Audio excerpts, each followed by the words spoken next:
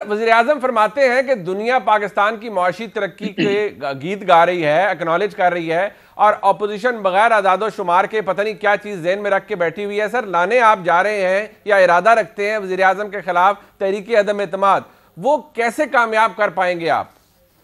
मैंने तो आपको बताया है, जिस घर के अंदर भूख मचेगी, ये जो मैंने तमाम चीजें आपके बाद को बताई हैं, आप कैमरा लीजिए और बाहर निकल जाइए। बिल्कुल, और किसी गरीब आदमी से पूछ लें जो 30-40 हज़ार रुपए कमा रहा है कि उसका घर कैसे चल रहा है। तो उस आदमी ने जिसके वोट के जरिए क्लेम किया जाता है कि ये आए हैं, हमारा तो उस पे है, हम मोतरज हैं, हम समझते हैं कि इलेक्शन मलिक साहब, गुजारिश है सर, ये आप दुरुस्त फरमा रहे हैं, मैं इससे बिल्कुल मैं अभी भी वाकई कैमरा लेके हम बाहर जाएं और लोग इसी तरह का आगे से उनका सेंटिमेंट हो गया, महंगाई है, हुकूमत भी कहती है महंगाई है, फैक्ट। बट सर, आवाम का तहरीक अदम एतमाद से डायरेक्ट ताल्लुक नहीं है, वो आपने कामयाब करनी है ऑपोजिशन ने। सर, वो कैसे करेंगे? जी, वो बात आपकी बिल्कुल ठीक है। उसके दो पहलू हैं जी।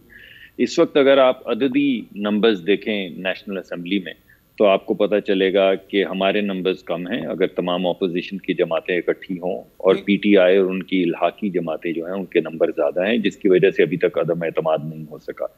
लेकिन ये तमाम गुफ्तगू मैंने इस वजह से की है कि इन तमाम लोगों को, जो सियासी लोग हैं, जो 20-20, 30-30 साल से सियासत कर रहे हैं, और उनको पता है कि लोगों के पास जाना पड़ता है, उनसे वोट मांगना पड़ता है। जब आप वोट मांगने जाते हैं तो वो आपका गिरबान पकड़ते हैं अगर उनकी गुर्बत में इजाफा हुआ हो, उनको नौकरियां उनके बच्चों को ना मिल रही हों। तो हमें बज़ाहिर ऐसा दिखता है कि इस हद तक महंगाई हो चुकी है कि वो तमाम इलाकी जमातें, जिसमें क्यू लीग है, जिसमें MQM है, और MQM ने तो अभी कुछ दिन पहले एक वोट में वो आई भी नहीं, मगर चलिए छोड़ दीजिए उस बात को।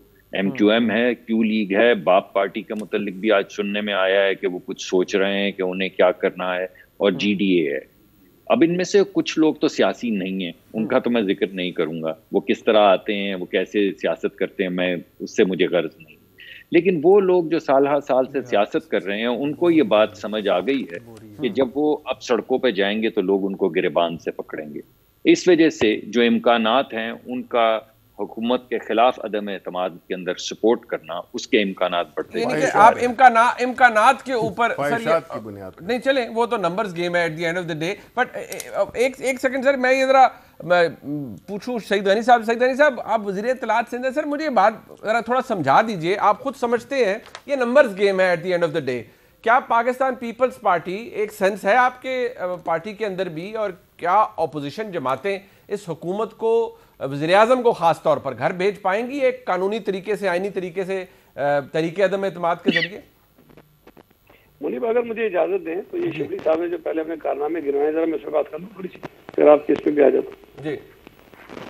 देखिए, एक तो ठीक है, ये भले उसका क्रेडिट लेते हैं एहसास प्रोग्राम का, लेकिन बुनियादी तौर पर आज भी डॉक्यूमेंट्स में ये बेनज़ीर इनकम सपोर्ट प्रोग्राम ही है जिसको ये आगे बढ़ा रहे हैं, और हमें खुशी होती है कि कम से कम हमारा शुरू किया हुआ एक प्रोग्राम है जिसको उन्होंने कंटिन्यू किया है। अच्छा, कोविड की जो ये बात करते हैं, कोविड में भी आपके इल्म में होगा कि जो लीड ली थी वो सिंध हुकूमत ने ली थी, और हमें ये लानतान भी करते थे और हमें फॉलो भी करते थे। तो अल्लाह का शुक्र है कि हमारी हुकूमत के इक़दाम की वजह से आज पाकिस्तान का नाम कोविड के हवाले से अच्छा हो गया। अच्छा, इकोनॉमी की जो तारीफ कर रहे थे, अब ये अपने भले दावे करते रहे कि ब्लूमबर्ग क्या कह रहा है, ये क्या कह रहा है, लेकिन आप पाकिस्तान के किसी आम आदमी से जाकर सड़क पे पूछे ना कि इकोनॉमी का हाल क्या है, तो वो आपको बेहतर बता देगा। और वो जो तफसील बताई है, मैं उसको दोहराता नहीं हूँ, मुसद्दिक साहब ने ये उसको कुछ भी कहते रहे, लेकिन है ही हकीकत की कीमत कहाँ से कहाँ चीजों की। अच्छा, करप्शन इंडेक्स में पहले साल इन्होंने कहा जी पता नहीं किसी और की हुकूमत का था, दूसरे साल इन्होंने कहा किसी और की हुकूमत का था। इस साल जो आया है, इनको बताएं कि ये जो कुछ करप्शन इंडेक्स बना है, जो करप्शन परसेप्शन इंडेक्स बना है, वो इनके दौर के करामात हैं, और ये पिछली दौर की हुकूमत का नहीं है। इन्हीं के अदवार में जो कुछ हुआ है, माशाल्लाह, इन्होंने जिस तरह पाकिस्तान को हर चीज में जो है वो डॉलर की कीमत दुनिया की, तो पाकिस्तान की तारीख में सबसे ऊपर है। पहली मरतबा पाकिस्तान की जो GDP ग्रोथ है वो नेगेटिव हुई, और पहली मरतबा FBR ने पहली मरतबा। भाई, गुजारिश मेरी सुन ले सर, ये आपने जितनी बातें मलिक साहब ने भी फरमाया, आपने भी फरमाया, लेकिन बार बार सवाल आपसे मलिक साहब से ही पूछा जाता है, इनको निकालेंगे कैसे? ये तो चौथे साल में। और बताऊं, देखिए ना, मकबूलियत का इनका ये आलम है कि कोई बाई इलेक्शन जो ये बुरी तरह हार रहे हैं, और KPK के अंदर जो इनका गढ़ था, जहाँ से ये हारने का शायद तस्वर नहीं कर सकते थे, जिसके ताने दुनिया को देते थे, पार्लियामेंट में आपका नहीं आया leader of the opposition, KPK के अंदर। अच्छा, शिबली साहब जरा सुन लेना, ऐसा ना करें। अच्छा, केपीके के अंदर जो उनकी दुर्गत लोगों ने बनाई है वहां पर, वो आपके सामने है। और दूसरे पार्ट में क्या कुछ होने लगा था वो भी आपके सामने, कि इन्होंने वो इलेक्शन भी मुलतवी करा दी, वहां से लड़ना नहीं चाहते थे। अच्छा, अब इसमें इस वक्त देखें, इस वक्त मुल्क में गैस कहीं नहीं मिल रही, मुझे नहीं पता मुनीब आपके घर में आ रही नहीं आ रही, मेरे घर में 3 महीने से नहीं आ रही। रात 10 बजे के बाद नहीं आती। नहीं, हमारे यहाँ तो आ ही नहीं रही है भाई, सेनेटर पे चला रहे सारा काम पिछले 3 महीने से। मैं तो अपने मेरे घर का पूछा तो मैंने बता दिया 10 बजे के बाद नहीं आती। हाँ, मैं आपको बता रहा हूँ, हमारे यहाँ तो बिल्कुल नहीं आ रही 3 महीने से ना। ये तो जुल्म है कि सुबह सिंध के अंदर जहाँ गैस पैदा होती है हमें गैस नहीं मिल रही है, बाकी पता नहीं कहाँ का किस तरह दे रहे हैं, हमारे इल्म में नहीं है। अच्छा चले, ठीक है, चले सर, आपने गिनवा दिए जरदारी साहब पाकिस्तान मुस्लिम लीग काफ की क़यादत से मिलते हैं, कहीं और मिल रहे हैं, इत्तेहादियों से बात कर रहे हैं, हुकूमत के कुछ कर पाएंगे, या आपको लगता है कि नहीं, फैक्टर वही है जो शेख रशीद साहब ने कहा कि ये इतने मजबूत हैं कि आप इनका कुछ बिगाड़ नहीं सकते? चले मैं ऐसे ही पूछ लेता हूँ। एक गुजारिश तो आपसे ये है कि पीपल्स पार्टी तो पहले दिन से ये कहती है कि हम किसी भी गैर आईनी तरीके से इनको निकालना नहीं चाहते। ठीक है, ये बिल्कुल तय है। ठीक है, हम ये चाहते हैं कि जो भी आइन के अंदर प्रोविजंस मौजूद हैं हम उनको इस्तेमाल करें। अच्छा, और इसी में पीडीएम के अंदर जो है वो थोड़ा सा इख्तलाफ भी हुआ, जिससे पीपल्स पार्टी अलग हुई और बाकी जमातें अलग चली गई। बुनियादी इशू यही था।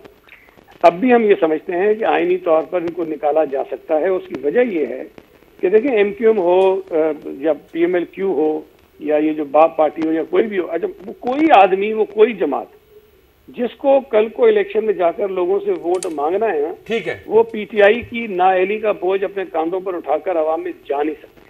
ठीक है, तो ये बिल्कुल मुझे वही आर्गुमेंट है जो मलिक साहब ने दिया, वही आपने फरमाया कि आप अपना जवाब कोई नहीं था जी, अपना जवाब कोई नहीं था, आपसे पूछे तो ना, वो इसलिए कि उनको भी पता नहीं है ना। आप नालायक लोग हैं जी, मैं आपको बता दूं, क्या बताएं आप इनसे ये पूछिए ना। सईद गनी बैठे हुए हैं, सईद गनी बैठे, मेरा एक ही सवाल है इससे पहले हमारे ये भट्टी साहब को भी दे। आपको पता है भट्टी साहब नाराज हो जाते हैं। मुझे एक बात बताएं, इस पे होना चाहिए। देखिए मेरी बात सुने, सईद गनी साहब के चूंकि बैठे हुए हैं तो इससे मौके से फायदा उठा लेते हैं कि एक और भी आया ना, आपने 140 ममालिक में कराची को एजाज़ हासिल किया है इनकी 15, 20, 30 साल की हुकूमतों में, कि कराची सबसे 134वें नंबर पे है अनलिवेबल सिटीज़ में, उसका सेहरा इनके सर है।